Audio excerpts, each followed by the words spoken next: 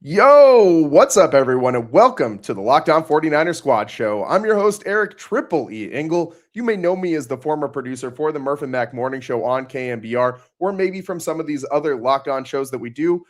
49ers this week for all the marbles. I mean, you got to win or go home against the Eagles, man. It had to be this way in Philadelphia against a budding rival in the Philadelphia Eagles. How is it going to play out?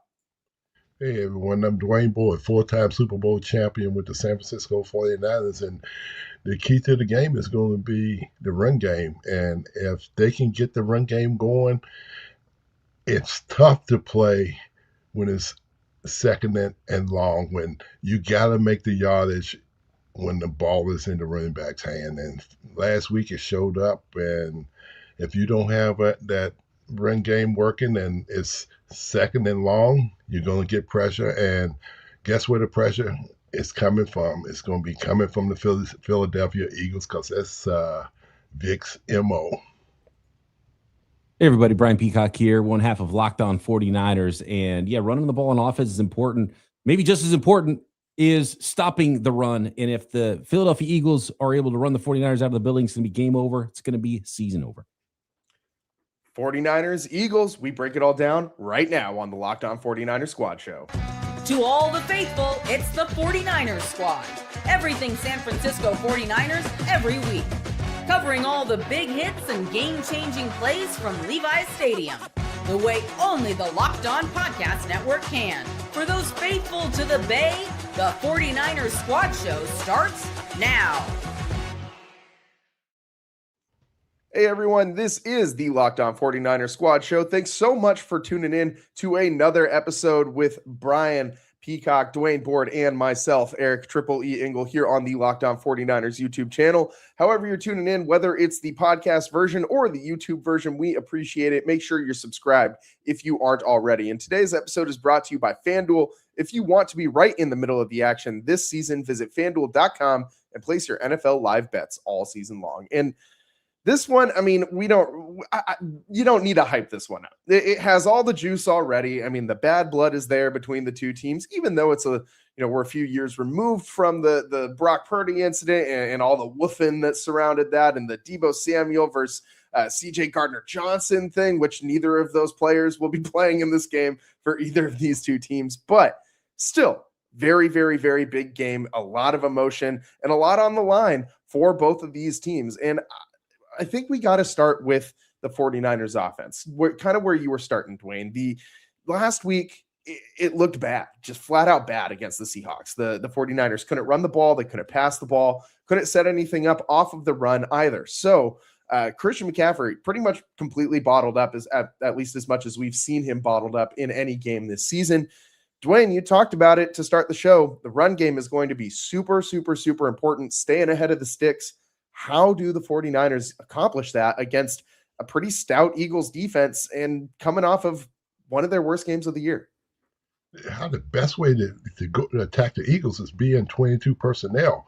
Okay, with when you're coming out in 22 personnel now, you got a fullback in the game, tailback, two tight ends. Okay, now you're going to ball your fists up and say, "Hey, we're going to run at you."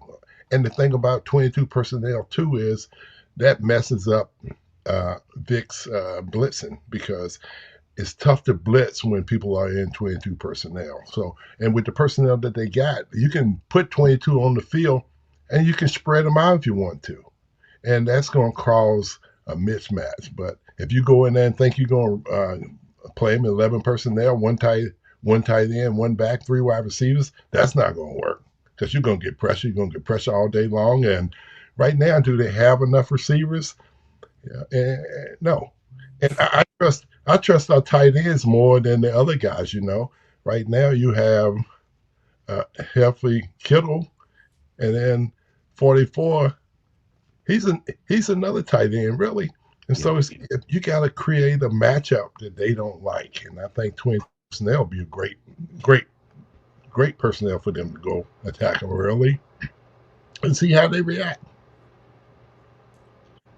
Yeah, and it's been it's kind of been a question all season, right? Do the 49ers have the receivers? and so far, a lot of weeks hasn't really mattered who's been out there at wide receiver for the 49ers. They have found ways to make it work without Brandon Ayuk, without Deebo Samuel, without some of these big names you've seen in the past, and they've got it done with a lot of injuries as well. Ricky Pearsall, George Kittle, both missing a lot of games this year. Ricky Pearsall also did not practice today, so it's not trending in the right direction for Ricky.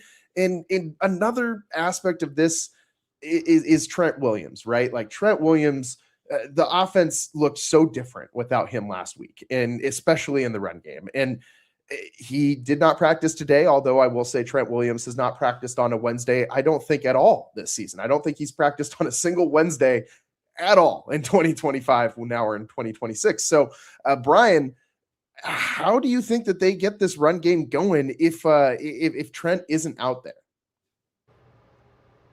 I don't think they do, because they haven't been able to get it going all season, save for a couple of games, one game against one of the worst run defenses in the NFL in the Chicago Bears. And that's why the 49ers were able to look so explosive offensively, because they were able to run the ball. They were able to throw the ball, put up 42 points.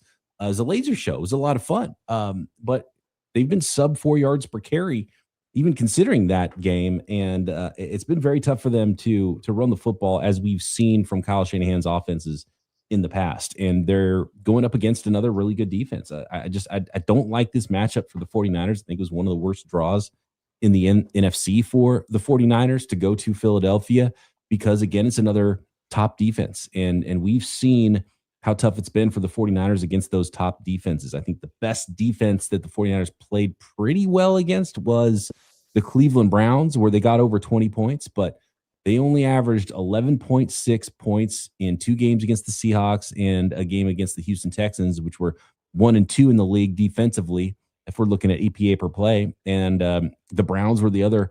The Jacksonville Jaguars were a top 5 EPA per play defense. The 49ers were beaten pretty badly in that game, and then the Philadelphia Eagles are 6th. So I don't love the matchup for the 49ers, because it's going to make it more difficult for them to dictate how they're going to play.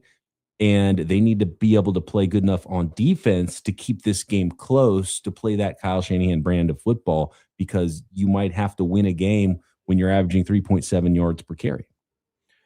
And that's been something that's been really hard for the 49ers. When Christian McCaffrey isn't going, this offense isn't going. And Dwayne, that's kind of what you were just explaining at the start of our show here, was that without McCaffrey setting the tone in the run game, without being ahead, staying ahead of the sticks and things like that, it makes what the 49ers want to do on offense almost impossible to achieve, because so much of it depends on letting Brock do Brock Purdy things, which is getting him in that bootleg, getting him moving the pocket, play action, and getting Brock mobile, and letting him create some plays with his feet, make off-schedule throws, things like that. And it's exceptionally hard to get Brock in those positions when you don't have the run game going. So if they aren't able to get it going, Dwayne, like let's just say the Eagles are able to bottle up Christian McCaffrey, how do the 49ers adjust? Is there a path to victory if Christian McCaffrey doesn't have, a decent game?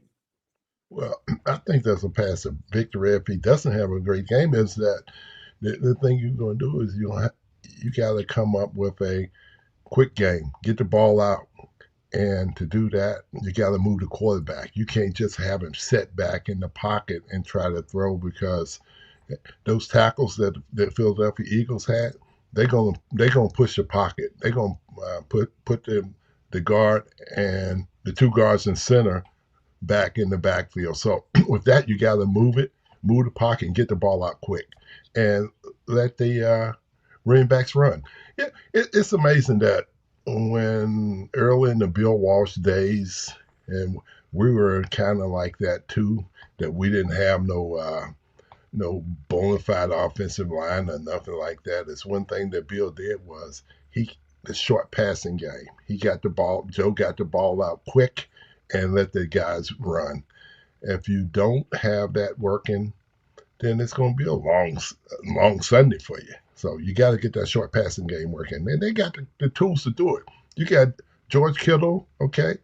Get the ball in his hands. Get the ball out quick, Move him around. Put him in the backfield if he can't get off the line of scrimmage. Do something creative. And I thought last week I didn't see no creativity in that offense at all last week. It was just bland as it came. It's like, hey, they thought they could line up and go toe to toe with Seattle. They definitely can't line up and go toe to toe with Philadelphia. It's going to be fun to see how Vic Fangio plays this one too, because the 49ers have seen Vic Fangio, a number of times.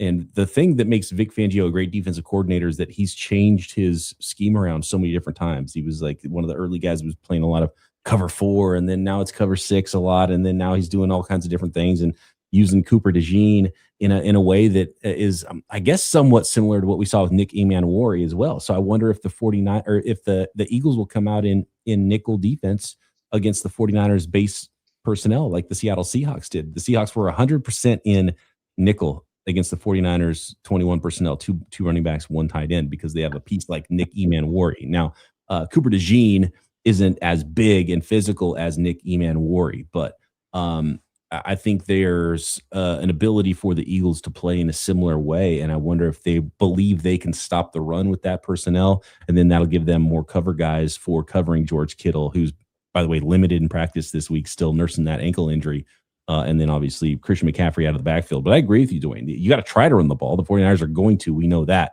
But can you get the ball out of Brock Purdy's hands and get it into some playmakers' hands? Get a little bit of yards after the catch. It'll be huge for the 49ers. They've got to find offense somewhere with how banged up they've been at wide receiver, and the wide receivers they do have are, they can get open and they can catch the football, but they're for sure not burners on the outside. When you start talking about Juwan Jennings and Kendrick Bourne, in fact, neither one I think broke 4.7 at the combine. I can't remember what their 40 times were, but they were not fast, and they've not gotten faster since they've been in the NFL and taken the hits. So yeah, it's been sort of a condensed offense for the 49ers, and we'll see how the Philadelphia Eagles want to defend that. And Kyle Shanahan hasn't done great against Vic Fangio's defenses. When you brought up something, they play a lot of cover 4 and cover 6. The best thing for cover 4 and cover 6 is what we call a hammer route. A hammer route is when you got two receivers going, one receiver dragging across low, one receiver coming behind him high. And it's tough for those two inside linebackers to handle a hammer route, especially when you take your running back and flare him outside. And I don't see Kyle Shanahan running no hammer routes. He's like more traditional to me. Yeah, basic passes. Yeah, but when you run those high-low routes, the quarterback can get rid of the ball quick. Yeah, you know what I love seeing from Kyle Shanahan when Pearsall played against the Chicago Bears, and Pearsall put a Bears cornerback on the ground with the route he ran. It was basically a deep whip route, essentially. So because everybody knows Kyle Shanahan's going to throw balls in the middle of the field, a bunch of dagger concepts and a bunch of dig routes and those types of things. So teams are overplaying it and trying to jump in front of the dig routes. And he had Ricky Pearsall run what was kind of a dig and then do a deep whip route and go back outside. The DB fell down on and Ricky Pearsall is that type of route runner where he can run that type of route. It was really interesting and it was a fun wrinkle. And I think Kyle Shanahan's going to have to be in his bag. He tried to be in his bag against Seattle Seahawks. There was a flea flicker in there in the first half of the game. So clearly he thought he needed to dial up some kind of offense, and even that didn't work for the 49ers. It didn't. He ran a shovel pass too that didn't work neither, and you need to get more creative. Maybe he spent too much time celebrating on Christmas and forgot about he had a game coming up after. Yeah, I do think that this Eagles defense is going to pose a formidable test. I mean, Seattle was tough. As you said, Brian, Houston was also not very fun for the 49ers. I think this is going to be a similar game as far as the offensive struggles against a very talented defense. And I think you're hitting on something there with the versatility that Cooper DeJean brings to the table for the Eagles. I mean, this group as a whole, I mean, they don't miss a ton of tackles. Just a 8.3% missed tackle rate this year, and it's it's going to be tough to find open space against that Vic Fangio defense. I mean, he runs a lot of like you said, of really tight zone coverage, and he's been a tough test against the 49ers in years past. And his defenses are always going to throw a lot of blitzes at you, a lot of pass rush. And the Eagles love to send an extra rusher. They love to send 5 to try and take down the quarterback. And I think that you're going to see a lot of, especially if you don't have Trent Williams, a lot of pressure off that left side for Brock Purdy.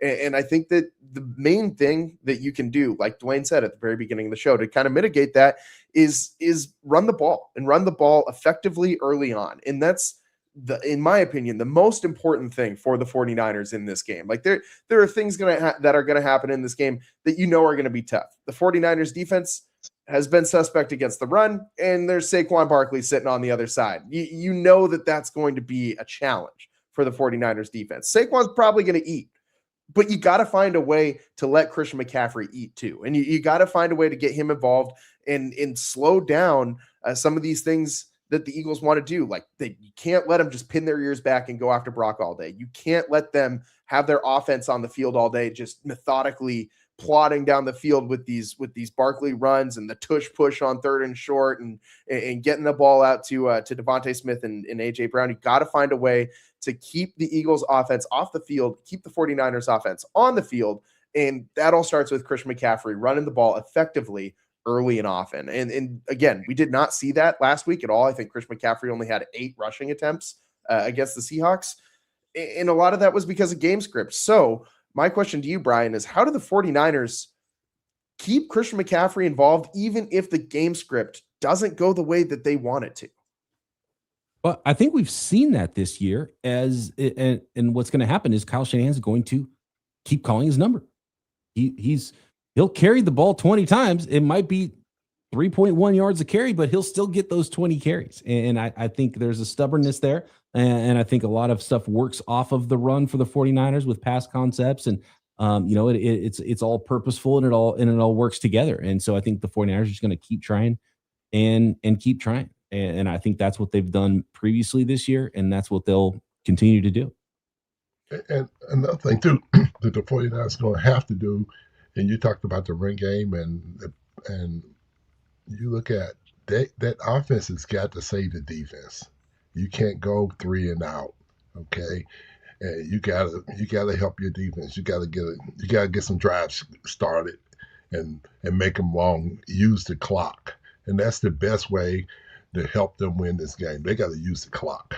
And 2 games in particular where Christian McCaffrey only had 8 carries in the loss in week 18 to the Seahawks and in week whatever week it was against the Houston Texans. Both of those were losses against the 2 best defenses in the NFL. So the run game wasn't working. And also they had to throw from behind for most of both of those games. And so that's really the recipe for disaster for the 49ers against a good defense is if they can't start to sustain those drives. And you hit it there, Dwayne, talking about the longer drives and being out on the field. And that's why Kyle Shanahan talks about getting 40 rushes in the game, because the game script has to be in your favor to do that. That means you had long drives. That means you're getting first downs. The 49ers weren't getting first downs to continue to run the ball at all. And so it all really falls apart for Kyle Shanahan if he can't start stringing together first downs. And against Seattle, it was so tough for the 49ers to move the ball. Throughout the entire game, but especially in that first half. I don't think they had a first down until that drive where they kicked that field goal for their first points of the game, which came like 5 minutes in, or with like 5 minutes left in the second quarter. It was a slog, and the 49ers are not going to have a chance to come back against a defense like this. Like if you are down multiple scores in the second half and you've completely abandoned the run, and your hope and prayer to win the game is, all right, Brock, go out there and throw it around. I mean, I trust Brock to throw it around. I just don't trust a whole lot of guys on the 49ers to be open to catch the ball when Brock's throwing it around right now, especially because, like you said, I mean, you have all the known injury issues that we've talked about ad nauseum, but you also have, some other things that I think some people have forgotten, like Juwan Jennings playing through 7 broken ribs this year. And by the way, did you see him get absolutely just crushed into the ground, like picked up and pile drove, like as Dwayne would say, he got burped and driven straight into the ground right on top of those ribs. He had to come out for a couple plays and stand on the sideline. He did not look like he was feeling very good. Shanahan, for what it's worth, did not even mention Jennings in the post-game injury report after Week 18 against the Seahawks. But I think anybody, with eyeballs that watch that happen can tell you Juwan Jennings is not very healthy right now. And this is the guy who's supposed to go out there and carry the water for that wide receiver group. I mean, Christian McCaffrey might literally need 40 touches in this game, 35 to 40 touches for the 49ers to win. And him being involved in the pass game is going to be just as important as him being involved in the run game. But that doesn't work as well as it should, as well as the 49ers need it to, unless he's effective in the run game, because that is what makes him so versatile and so dangerous.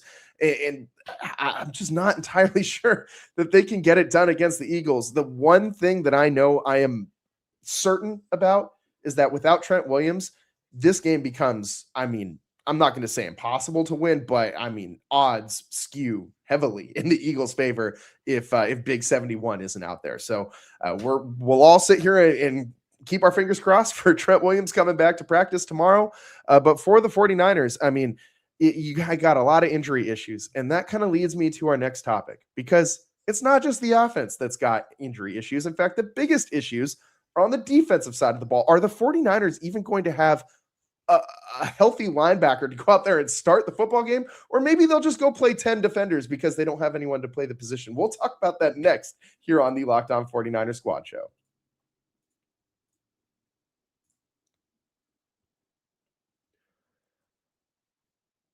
Today's show is brought to you by Ultimate QB. Hey guys, the draft picks positions are set, and so many teams are looking for their franchise quarterback.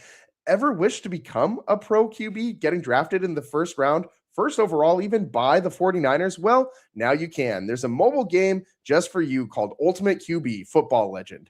In this game, you step into the cleats of a number 1 draft pick quarterback, and it's your job to lead your team to greatness, to help turn a failing franchise into a dynasty. This is the number 1 QB career mode game on the mobile app stores, and it introduces the most realistic environment with full career control. Sign contracts, train and upgrade yourself, build chemistry, and evolve your teammates. Give input to your GM on roster moves, play the actual games in 2D, and rise through the ranks to become a pro football legend. You'll deal with the ups and the downs of a QB career, from the rookie nerves to playoff drama, and every choice shapes your journey. Ultimate Quarterback is totally free to play, has no ads, and works 100% offline. Perfect for when you want to sneak in a quick game or two on the go, or even on an airplane. Just head over to ultimate-qb.com. That's ultimate-qb.com, or search for Ultimate QB in your app store.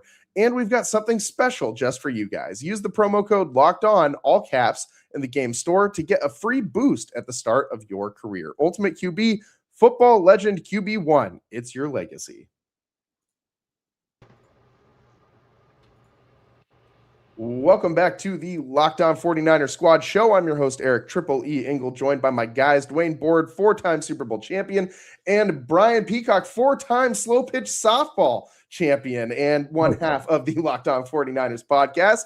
And guys, my question's pretty simple: is do the 49ers even have a linebacking core that they can start in this game? Are they going to have to maybe use like a makeshift unit out there? Maybe drop a safety down into the linebacker spot? Because when I'm looking at this linebacker, specifically the linebackers that are injured, no Tatum Bethune, he's on injured reserve. D. Winters did not practice today. He's questionable for the game. And Kyle Shanahan was pretty blunt after the Seahawks game, and he said, yeah, there's a pretty good chance that the injuries that Bethune and D. Winters sustained would keep them out of the game this week. He said that on Sunday, which does not give me a lot of confidence if he knew that early on that these injuries were going to be severe enough that they were going to deal with them going forward. Also, Luke Gifford also showing up on the injury report. He was questionable for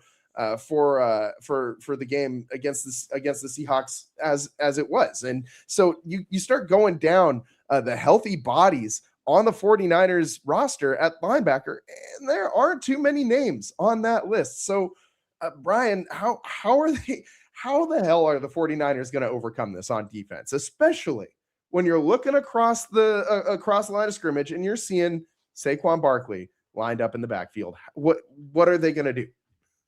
A Pro Bowler Luke Gifford, by the way, Eric. So put some respect on his name. I know he earned that as a special teamer and not because of his work on defense. This is a tough one because the 49ers linebacking group got ate up. The 49ers started to look a lot more like, and in a lot of ways worse than the 6-win team from the year prior. And on defense, missing tackles, being bad against the run. And when Robert Saleh came in, they cleaned house a little bit on defense. They, I think, sent a message drafting guys that had very few sacks in their college career that were, big, strong run defenders on the defensive line in Mykel Williams, who immediately was, I think, an underrated aspect of the 49ers season and the injuries is the loss of Mykel Williams, because they were one of the better run defending units in the NFL for the first 9 weeks when he was in there. And they've been a lot worse since he was out. Like, he was legitimately great at coming in and setting the edge and being a run defending defensive end. Pass rush, a big work in progress for him, but he was good against the run. They drafted a 330-pound, massive defensive tackle that had 1 sack in the second round. So that's 2 top 50 picks on defensive linemen who weren't drafted to rush the passer. They were drafted to stop the run. And then you got CJ West early in the 4th round, who was just a plug. Like, he's that one tech nose tackle type of a build, type of a player. And each one of those actually all 3 of the rookie defensive linemen all have 1 sack so far this year. So that's kind of what you would have expected. But they were brought in to stop the run. And the 49ers were better at the run. The dam is starting to break, though, on that.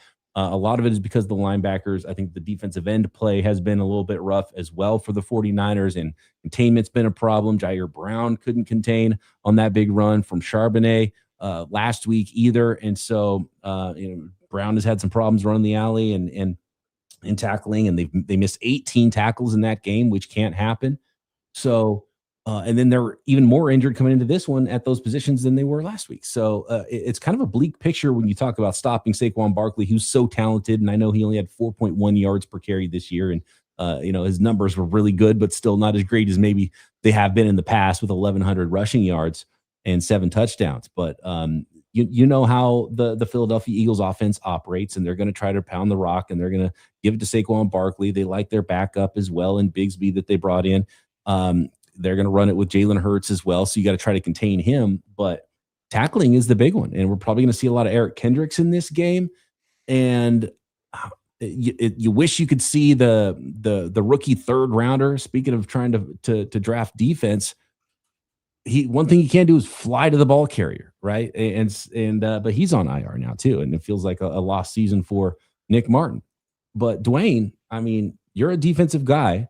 I feel like the biggest thing for the 49ers in this game, and maybe it trumps everything we're talking about here as far as the keys, is it's a man-up game, I think, for the 49ers on defense. I feel like the message this week to the 49ers defenders should be you have to find a way. And you have, like, it's a man-up type of a football game here. And I would love to hear you talk about what that's like, and if the way you approach the week and approach the game and the attitude that you bring can overcome some of those losses and injuries. Well, you talk about a man-up defense. A man-up defense is your front 7, okay? And with your front 7, the first off, it starts with the 4 guys that's lined up in front of the 3 linebackers. They got to be disciplined, okay? They got to play that block and press the line of scrimmage. You can't just go running up the field and create a seam, not with a back like Barkley, because once he gets daylight, he's pretty much gone. And what I always taught my guys, when you playing a man-up defense, you can't play tight to the line of scrimmage. You got to move your body back about a foot, because now you can get yourself going. You can get your hands up on the on the inside of the offensive lineman so that you can separate and get off blocks. You just can't go up there and lay on them and rub bellies, okay? You got to be able to press the line of scrimmage and locate the ball carrier. And you watch the 49ers defensive lineman play, and it's fine when you got a guy that's behind the line of scrimmage, like Warner, but he's not in the game, okay? So, because he can locate the ball and go find it no matter where it is. But when you don't have that kind of guy, you got to play more physical up front, meaning that, hey, I got to take this guy and stick him in the backfield, press him off my chest, and locate the ball carrier, and not give him that seam where they can run wild on. And it can be done with the guys that they got. They got the big 300-pound guys, but you can't go just taking off upfield. And last week, that was a problem because when you got a running back that can cut the ball back, it's hard. It's hard, man, because once they find a seam, they're gone. They're going to the house. Yeah, and I appreciated after the game, Dwayne, and this is more offensive line, but I think it translated to both sides of the ball. I think it was Colton McKivitz after the game said how he had just admitted, he's like, we got beat up front. They were more physical than us today. And that's one thing that definitely can't happen in this game. Yeah, and that's another thing, too. Being physical, not only you got to be physical tackling, too. You got to, somebody, I always say somebody's got to bring the woo lick. And who's going to be that guy that brings the look in Philadelphia where the whole crowd, shout goes with the woo, man, because they don't have number 42, because number 42 was the guy that put the woo lick on and set the tone. And that's what they didn't do last week. They didn't set the tone in the beginning. And it's a young defense, man. They got to find a tone setter.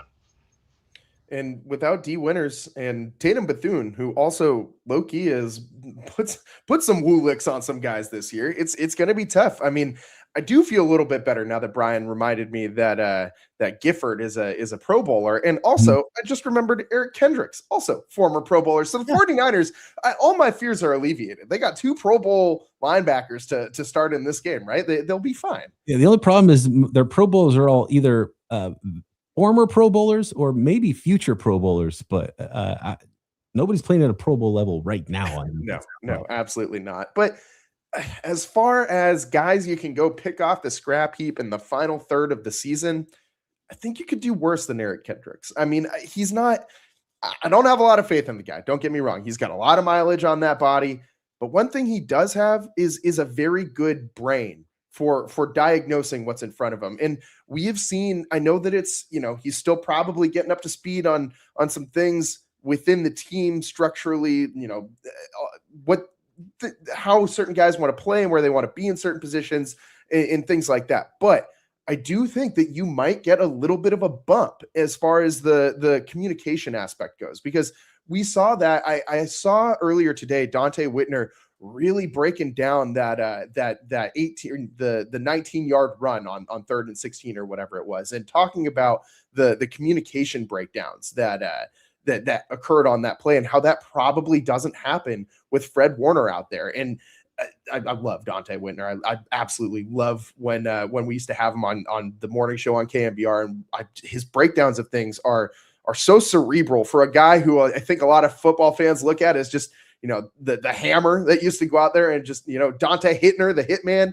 I mean, I don't think people think of him as like this very cerebral brain when it comes to diagnosing plays and stuff like that, but he absolutely is. And if you did not, if you haven't checked him out, definitely go check out. He's doing a podcast with Patrick Willis and Rod Brooks, my guy, Rod Brooks, another former coworker of mine at KMBR. But ultimately, another woo licker, by the way. 2 woo lickers in there. And I bet Rod could put a woo lick on some guys too. Rod's a pretty big dude as well. He's got height. He's wiry. I don't know if he's a woo licker. He's more of a I'm gonna get a rebound even though you boxed me out and use my length. That's Rod Brooks.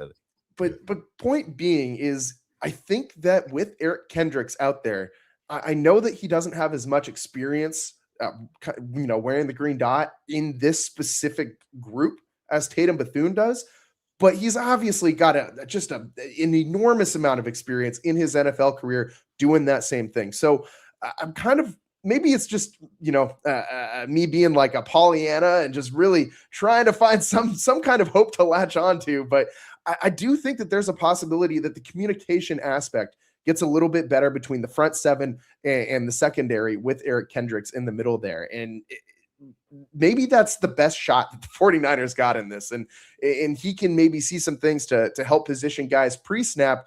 And, he's been around. He knows what the Eagles want to do. He's seen this team plenty of times himself before. So maybe that can be a little bit of a difference maker in this one. But ultimately, it's obviously, I'm not, crazy enough to think that the 49ers are going to be better off without Tatum Bethune or without D Winters. I am very concerned about this linebacker group. I'm even more concerned about these safeties, because without the linebackers, we saw this a lot against the Seahawks. Like, Brian, you just brought it up a couple minutes ago about Jair Brown just not being able to contain the cutback from Charbonnet when he ripped off that like 30-yard touchdown run in the first quarter against the Seahawks. And those safeties have not been, very sure tacklers. I mean, we've seen them miss tackles in the middle of the field. We've seen them miss tackles along the sideline, which is very concerning to me when you're just whiffing on you got the out of bounds marker right there. Use it, like use that to help you make the tackle. But I mean, I just don't understand what is wrong with these safeties. So Dwayne, maybe you can help me, man. And I want to know, one, why the safeties are just having such a hard time getting guys on the ground lately. And two, is this I think it's obvious that it's going to get predictably worse without your starting linebackers, because there's going to be that many more runs that get to that next level in the secondary. And you got a lot of pressure on those safeties to bring down big 26 Saquon Barkley. That's why they're called safeties, because they're back there. They're the safety net for the rest of the defense. And when you're not in the right spot, it's going to hurt you. And that's what happened on that long touchdown run. The safety wasn't in the right spot. All he had to do was get down on the edge and set the edge and make the play. And it didn't happen. Sometimes the safeties get too wrapped up into what's going on at the corner position, okay? Don't worry about that. The corners are the guys that, that job is to cover. All right. Your job is to play inside and help on the outside. And that when they start guessing, you can't be guessing as a safety. You got to be right. Other than Ryan Lott, the best safety that I've ever been around was Cam Chancellor. That guy was always in the right spot because he knew his responsibility. And that's what happens with a safety. Know your responsibility. Don't go in and get nosy and think that, well, I got to make a play. I got to make this play here. I got to make this play there. Make the play where you're supposed to be, because it's a lot easier to fix a defense when you know that, hey, you know where everybody is. But if you got one guy or two guys out of position, it's going to cost you. So against the Eagles, that's going to be a thing that's going to be a key to the game is you got to keep it simple. Don't give those guys a lot to do. Keep the game simple so that they'll play hard and be in the right spot. Yeah, I like that, Dwayne. Their job description is the name of their position. And if you're in the wrong spot or you're missing a tackle, there's nobody else behind you. Like, you're it. You're the last guy. Yeah. It's funny, Eric, because you talked about the more worried about the safeties even than the linebackers. And the worry for me would be that the safeties are actually the only group on the field that was the same group that they started with all year long. Yeah. And if that's the group that's not playing well, then now you have some real problems, because there's at least excuses for why the linebacker group would be the way it is, or the defensive line, or you're missing Trent Williams up front, or the wide receivers on offense, and Brock Purdy missing half the year. But the safeties have been the same guys that they brought into training camp, and they there was a lot of Pinnock earlier and Siegel, and apparently they didn't like what they saw from those guys. Once Malik Mustafa came back, then they scratched that and they went with Jair Brown and Malik Mustafa, and you knew Mustafa was going to be in there once he did come back, but we haven't seen we've kind of seen Pinnock doing that big nickel role, and I feel like that's a better role for Jair Brown. And I don't know what happened to the youngster Siegel, because I thought he showed some promise, and they let some other rookies have growing pains, but apparently with Siegel and with Nick Martin, they didn't like enough to put them back out on the field. So it's kind of interesting where they're at safety and not getting good safety play when that was the group that they started the season with, and it's the group they planned to be out there. And as far as, the 49ers have in the same line of what we've been talking about, the missed tackles at the safety spot have been bad. If you're just looking at pure numbers, Marquise Siegel has a lower missed tackle percentage than Malik Mustafa. So I just don't understand. Yeah. I'm not saying that you should just swap one for the other. It's not that straightforward and simple. But I do think that there's a way that you could get Siegel in here, and I think the 49ers did themselves a disservice by not letting this guy get some more experience this season prior to the postseason, because you're in a spot where you could kind of use a guy like that, right? Like you maybe could I'm not saying have him just be a starting linebacker for you, but he could play some of that big nickel role, or maybe Jason Pinnock. But I would like to see Siegel on the field in some of these situations where you could use an extra DB that could also tackle a running back if need be. I mean, this is something we've seen. We saw all last week from the Seahawks. I mean, when you have extra DBs that can go and get guys on the ground, like, it's a huge plus for your defense. And Seattle might be the only team that can go run 6 DBs that all 6 of them can go tackle a running back in space by themselves without help. But it would be nice if the 49ers could develop maybe, like, I don't know, one of those guys that they could have in their repertoire on defense. And they just don't really have that guy right now. I think Upton Stout has shown some good tackle ability in open space. Stout was the best guy on the field for the 49ers. Yeah. He was actually the only guy we gave a game ball to after the game against the Seahawks. So there's no other. I didn't have any names on my list, and Croc was like, well, Upton Stout, I think, deserves one. I was like, yeah, you know what? He came to play. And so, yeah, some of the rookies are ready, some of them are not. And when you don't see a rookie on the field, I think we've seen this with wide receivers a lot for Shanahan in the past. It takes some time for offensive linemen. It takes some time for certain positions. But when it comes to Marcus Siegel or Nick Martin, I think it's just a level of trust. There's something they're not doing and putting themselves in the right spot. It has to be what it is. And they, even though you're seeing, some failures from Jair Brown, they believe that they trust that he's going to be in the right spot more often than Siegel. That's the only conclusion I can draw.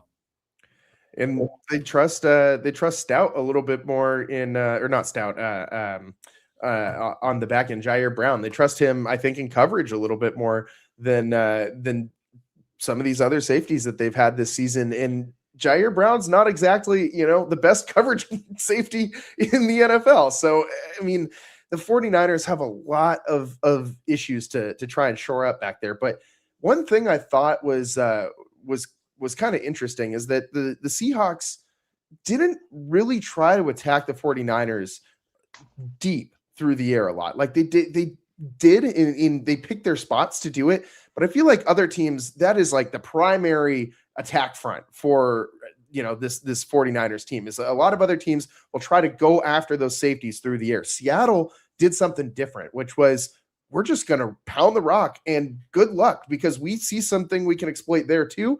And although they probably could have feasted a little bit more with JSN versus, the 49ers secondary is the best wide receiver in the NFL this season, I think that maybe the Eagles kind of saw something there. I mean, I think you would have to be kind of an idiot to watch that Seahawks game and not try to attack this 49ers run defense with, the very formidable rushing attack that is the Philadelphia Eagles. And it's going to get even harder because they're getting Lane Johnson back, most likely. I mean, I think it was Brian Baldinger who reported today that Lane Johnson is planning on playing in this game against the 49ers. So that certainly doesn't help things.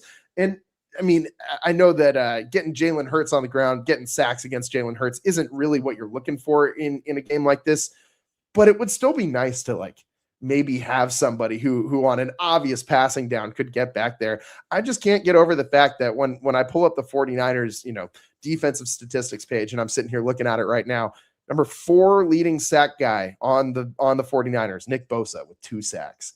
This guy has not played a game pretty much for the entire season, and he finishes 4th, not even tied for 4th. Sole possession of 4th place with 2 sacks. There's only 3 guys on this team who got more than 2 sacks. The guy that leads in sacks or tied is I think it's Bryce Huff with 4 and Lee Farrell. Yeah. And they pull him up off the street in like week 10 or whatever it was. Played 8 games this season for the 49ers and started 0, and he's tied for your leading sack man. I mean, it's not quite as bad as the Jets. Did you see the Jets? Their leading receiver this year was Garrett Wilson, who hasn't caught a pass since week 6. At 395 yards is their leading wide receiver. Did the Jets ever get an interception this year? No interception. Man. They also finished the year with 0 interceptions.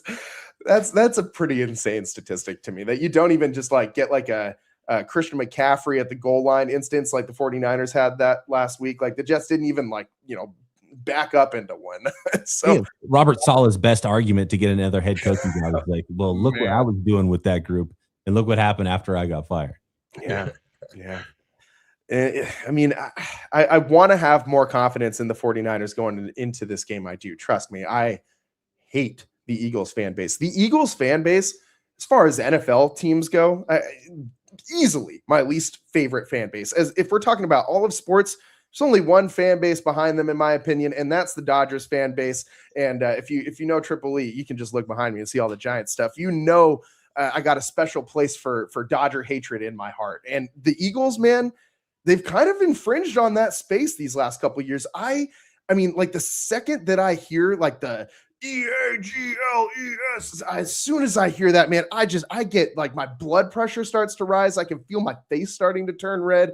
I just immediately get kind of angry and frustrated. I'm sure you can just hear it in my voice right now as I'm explaining it. I hate this fan base so much. I mean, that's before they throw a battery at you. Yeah, the battery thing. They upgraded from snowballs. It was let's throw snowballs at Santa Claus, which was in bad taste before. Now they're just throwing batteries at people. I mean, Dwayne, we were there one time. They was throwing, the Green Giant cans of corn and green beans at us. Those people are ruthless. Well, at least they're loyal. And as far as fan bases go, they're definitely among the worst. It's been that way for a long time. And you start playing some big playoff games against them, and it starts to get a little bit more personal, I think, for 49ers fans. And you see how probably Cowboys fans feel about it. Cowboys fans, pretty bad, kind of front runnery. I feel like, I feel like you get that fan who's like, oh, what teams do you like? Like, oh, I like the Cowboys and the Yankees and the Lakers. And we're like, yeah, okay. That's the kind of fans you get with Cowboys fans. You get that a little bit with Dodgers fans as well. But yeah, so at least the Eagles fans are at least a little bit more loyal. They like their Philadelphia teams, and that's it. But terrible fans nonetheless. One of the things that stands out to me was during their last not last year, but the playoff run when they beat the 49ers and Brock Purdy snapped the UCL and all that and won. I mean, Eagles fans just going to town on an injured guy is a real bad look. But number 2, they're sitting there woofing up and down about being underdogs and wearing underdog, like masks and things like that. They're favored in more games than they weren't. It's so insane to me. I mean, it's just a giant cult is what it seems like to me. It's like you can't tell them anything because they're going to have a response for it that just makes absolutely no sense and is completely illogical, but it's what they believe in their hearts. And I cannot stand this fan base. And let me tell you, if the 49ers lose in Philly, that fan base is going to be real loud. And so more than anything, I just want the 49ers to beat the Eagles. Like I would much rather them win this game and lose, in the next week rather than lose this game. I don't think that there's any one team I would hate losing to more in the postseason than the Philadelphia Eagles. Let me put it that way. I mean, even more than losing to the Seahawks again or losing to the Rams. And that's saying a lot because I really don't like either of those two teams.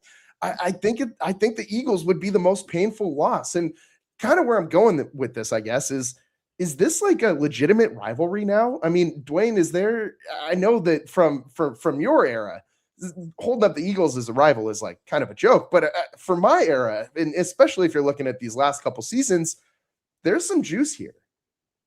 Yeah, it's some juice there because the Eagles beat the 49ers. Well, it was 2 years ago, like you said, and the Eagles, they hold truth to their team now because they won a couple Super Bowls. So now the Eagles are red hot. The Eagles instead of with the underdogs, with the Eagles, with the underdogs. We're the city.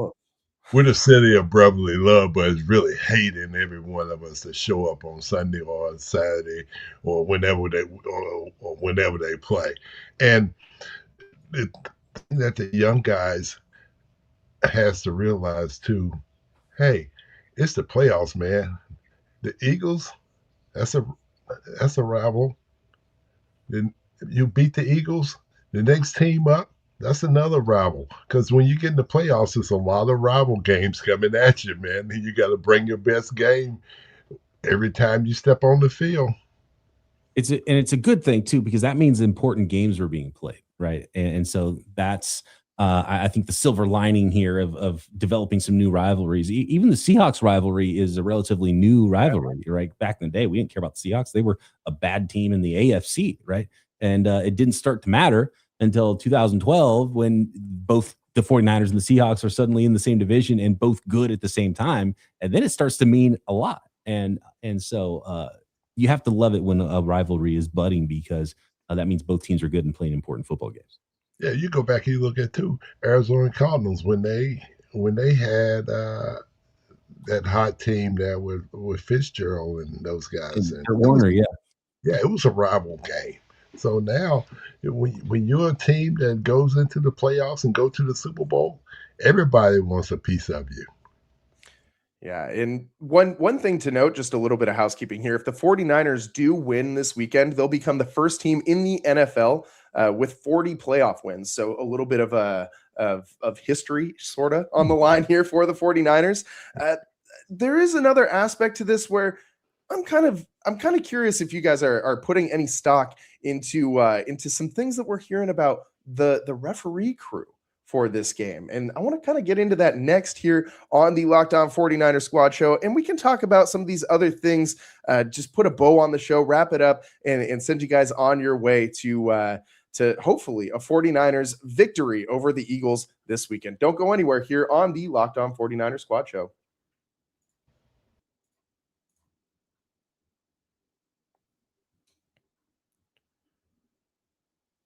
Today's show is brought to you by Zocdoc. Finding a doctor and you actually like can feel like discovering a diamond in the rough.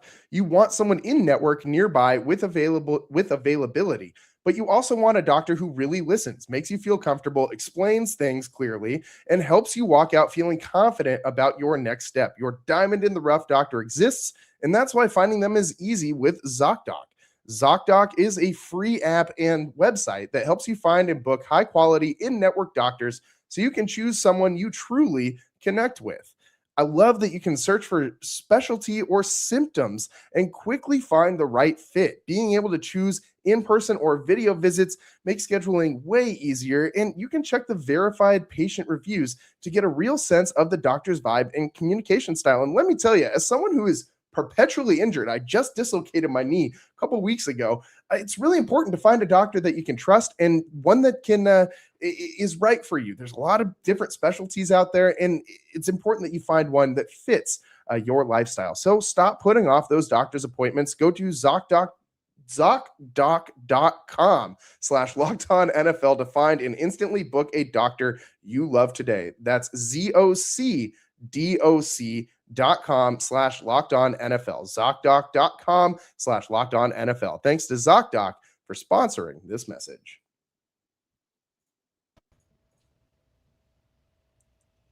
Welcome back to the Locked On 49er Squad Show. I'm your host, Eric Triple E Engel, joined by Dwayne Board, four-time Super Bowl champion, and Brian Peacock, one half of the Locked On 49er Squad. And guys, I'm wondering if you're putting any merit into this this kind of building story about the referee crew for this game, and it centers around one particular guy.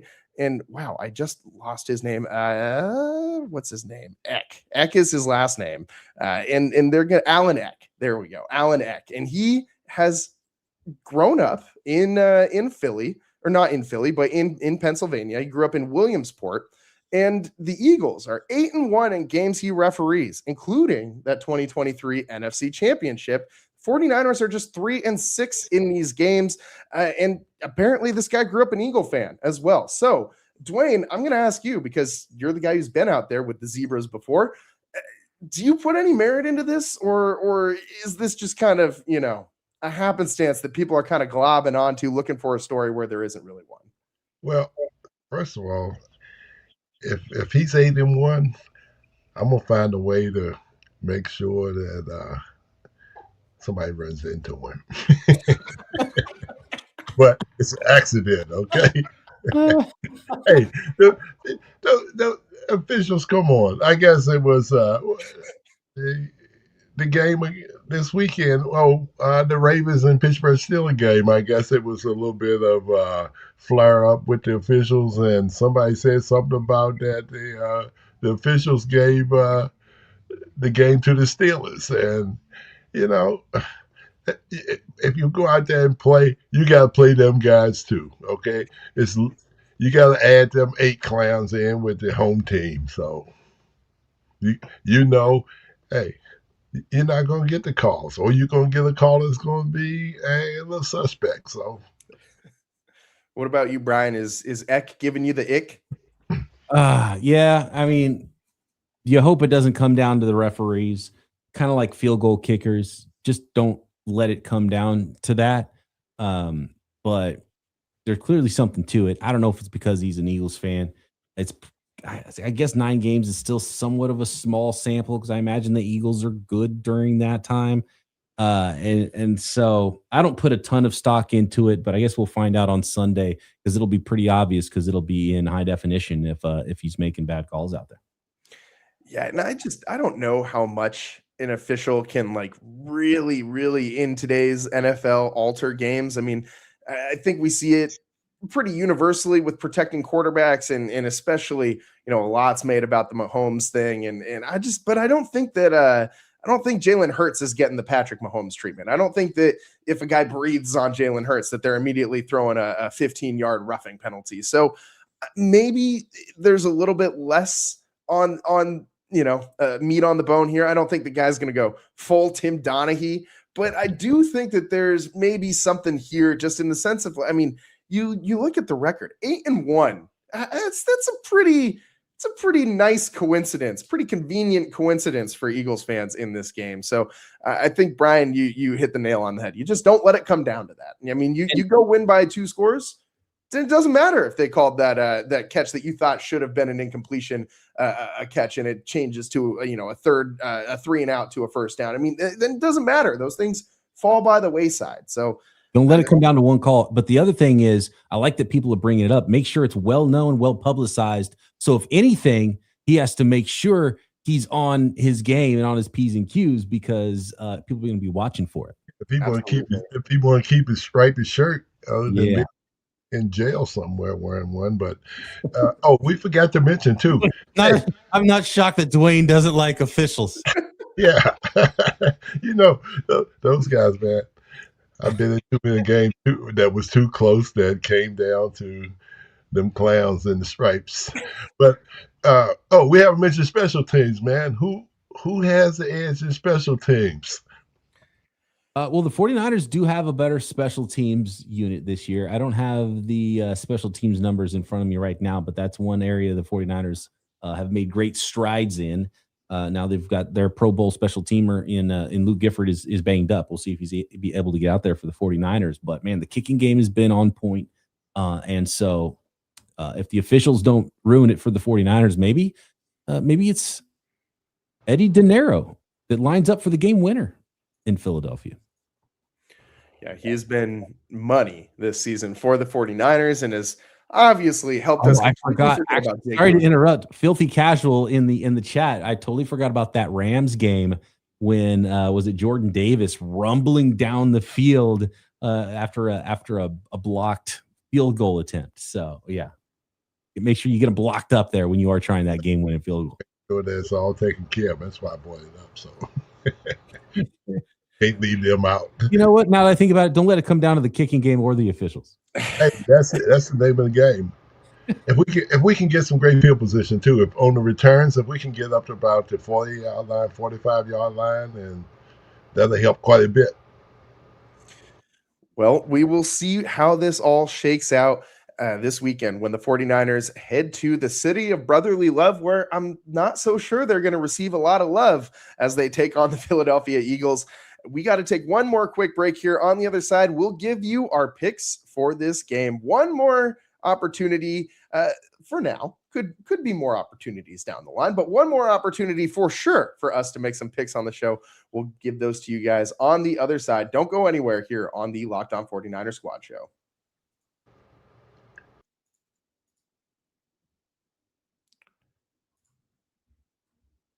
Today's show is brought to you by FanDuel.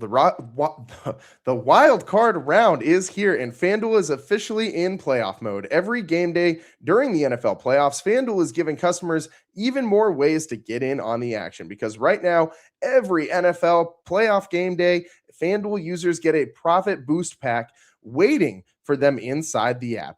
Each game day, you'll see a pack loaded with multiple profit boosts you can apply to the bets that you like the most. Open your profit boost pack the first thing on game day and see what boost you want to play. The boost let you lean into your game day instincts, whether you're backing momentum, defense, quarterback play, or coaching. The boost give you more juice on the bets you already like instead of forcing you to bet something new.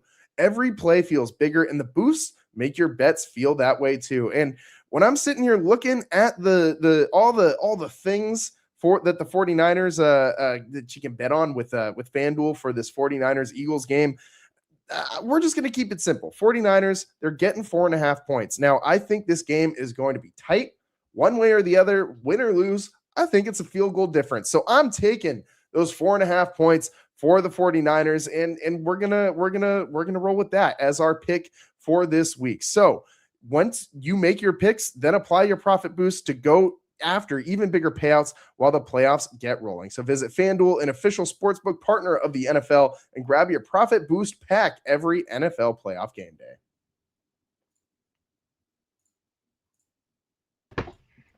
Welcome back to the Locked On 49ers Squad Show. I'm your host, Eric Triple E Engel, with Dwayne Board, 4-time Super Bowl champion, and Brian Peacock, one half of the Locked On 49ers Squad Show. One more thing left to do on the show, guys, and it's pick a winner. Give me your final score, Brian. Who you got in this one? Unfortunately, I don't think this is a great matchup for the 49ers. Just too banged up, and it was a great season. I have a feeling this is where it's going to end, but they still might have some magic left in them. I think there's a reason the Philadelphia Eagles at home are favored by 4.5 points, and the Eagles at home in the playoffs in the Hurts and Sirianni era are undefeated. They're 5-0. And so I think that probably continues for the 49ers. And I think it'll be a score of 24-20. So maybe they do cover that by 0.5 point, but I do like the Eagles in this one, and potentially the Eagles might thump the 49ers by a couple of scores too. I just feel like the 49ers might be out of gas right now. Dwayne, where are you going with this one? Well, I'm going the same way. I look at the score being 23-21 Eagles. I hate to do it, but will it be the bad call or the kick that does them in the end in that one score game? It'll be a bad call. It's going to be all on that on when them clowns in the striped shirt.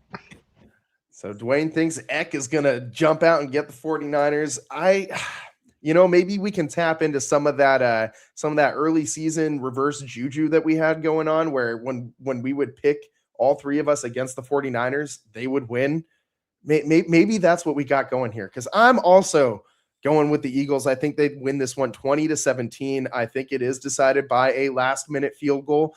And I just think ultimately ball control for the Eagles, too much for the 49ers to overcome. I think they have a hard time stopping the Eagles on third down. I think you're going to see a lot of third and short and a lot of tush push in this one.